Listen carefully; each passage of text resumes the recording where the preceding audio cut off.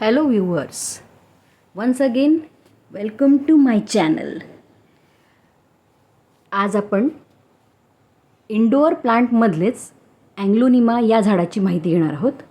अँग्लोनिमा हे झाड अतिशय सुंदर आकर्षक पानांसाठी ओळखलं जातं.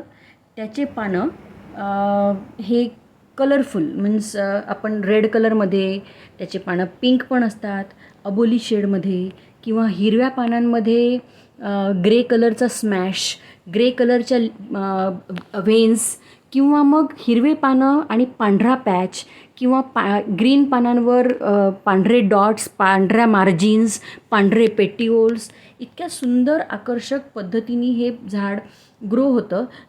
आणि त्याला अँग्लोनिमाला कॉमनली म्हटलं जातं चायनीज एव्हरग्रीन. याला चायनीज एव्हरग्रीन हे असं कॉमन नाव पडलेलं आहे. आणि त्याच्या प्रत्यक्षात त्याच्या पानांसाठीच सुंदर पद्धतीने वाढणाऱ्या ग्लॉसी लिव्हसाठी हे ओळखलं जातं. आता याचे मेन फीचर्स म्हणाल तर इंडोअर प्लांट म्हटलं आहे आपण याला. आणि इंडोअर प्लांटला मॉडरेट लाईट कंडिशन पाहिजे, इनडायरेक्ट सनलाईट चालतं. एन्व्हायरमेंटमध्ये खूप चिलिंग टेम्परेचर नको, खूप हॉट टेम्परेचर पण नको. आणि ह्युमिडिटी म्हणाल तर कन्सिस्टंट ह्युमिडिटीमध्ये हे वाढणारं हे झाड आहे. आणि त्याला स्कॉर्चिंग सनलाईट सहन होत नाही. पाणी देण्याची पद्धतमध्ये आपण त्याला पाणी देताना जमीन किंवा तो जो मीडिया आहे ज्याच्यामध्ये आपण झाड लावलेलं आहे ती मॉइस्ट असावी. सॅच्युरेशन किंवा सॅगी सॉईल होऊ देऊ नये. त्याचा वरचा जर टॉप लेअर आपल्याला वाटत असेल ड्राय झालेला आहे, ते माती वाळलेली आहे, तर त्याच्यात पाणी टाकावं. अदरवाईज मॉइस्ट सॉईल जर असेल तर त्यात पाणी टाकण्याची पण आवश्यकता पडत नाही. टेम्परेचर रेंजमध्ये त्याला 18 ते 29 डिग्री सेल्सिअसपर्यंतचं टेम्परेचर सहन होतं. त्याच्यापेक्षा कमी किंवा त्याच्यापेक्षा जास्त जर टेम्परेचर रेंजमध्ये व्हॅरिएशन्स आले तर थोडाफार त्या झाडांच्या पानांवर स्कॉर्चिंग इफेक्ट किंवा त्याला आपण म्हणू श्रिंकिंग होण्याचे चान्सेस जास्त असतात. आणि अँग्लोनिमा हे जे झाड आहे हे कुत्र्यांसाठी, मांजरांसाठी आणि जर घोडे असतील त्यांच्या जर पोटात त्यातलं पानं किंवा त्याचा रस जर गेला असेल तर ते थोडंफार टॉक्झिक आहे. आणि हे झाड एअर प्युरिफायर म्हणून पण ओळखलं जातं.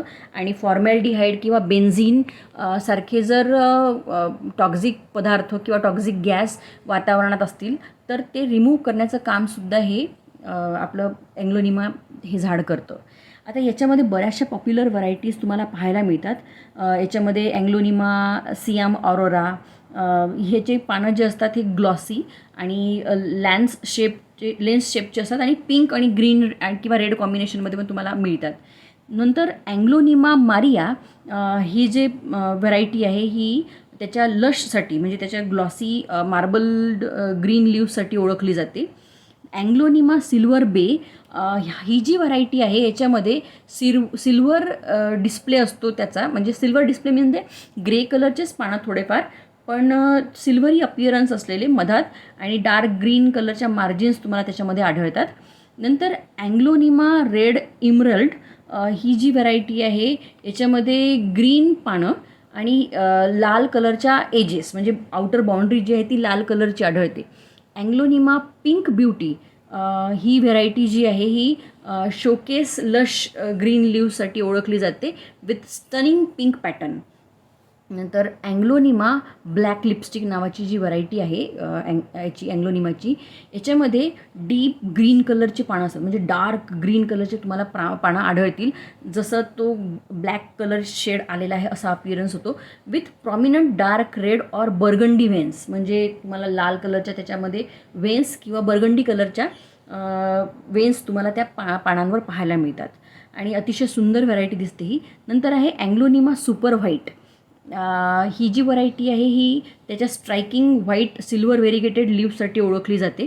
नंतर अँग्लोनिमा मिल्की वे ही व्हरायटी, याचे पानं जे आहेत ते डार्क ग्रीन कलरचे असतात आणि त्याच्यावर पॅचेस तुम्हाला दिसतील पेल ग्रीन आणि सिल्वर कलरचे किंवा ग्रे कलरचे. नंतर अँग्लोनिमा ट्राय कलर ही पॉप्युलर व्हरायटी आहे.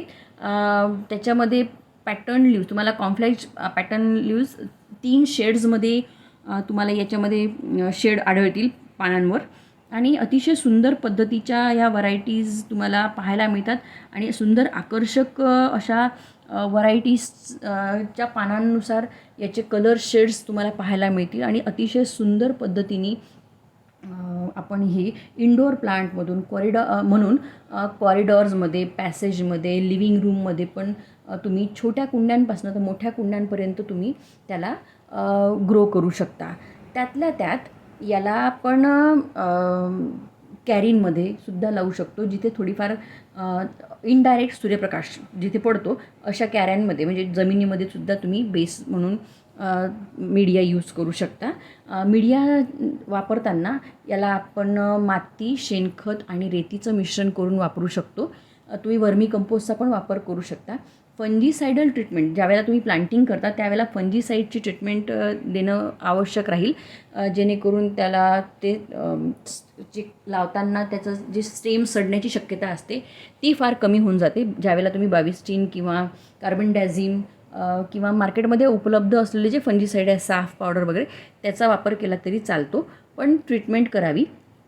प्रपोगेशन याचं म्हणाल म्हणजे लागवड जर आपण याची करतो म्हटलं तर याची लागवड तुम्ही खालून जे येणारे फुटवे असतात ज्याला आपण ऑफसेट्स म्हणतो, त्या फुटव्यांना ट्रान्सप्लांटिंगच्या दरम्यान ते सगळे जो बुंधा असतो त्या प्रत्येक बुंधा जो आहे तो तुम्ही खालून ऑफसेट्स त्या बुंध्यापासून सेपरेट केलं तर त्याला स्वतःची मुळं पण असतात आणि स्टेम पानं पण असतात. मीन्स तुम्ही एक इंडिव्हिज्युअल प्लांट सेपरेट करू शकता, त्या ऑफसेटपासून तयार करू शकता.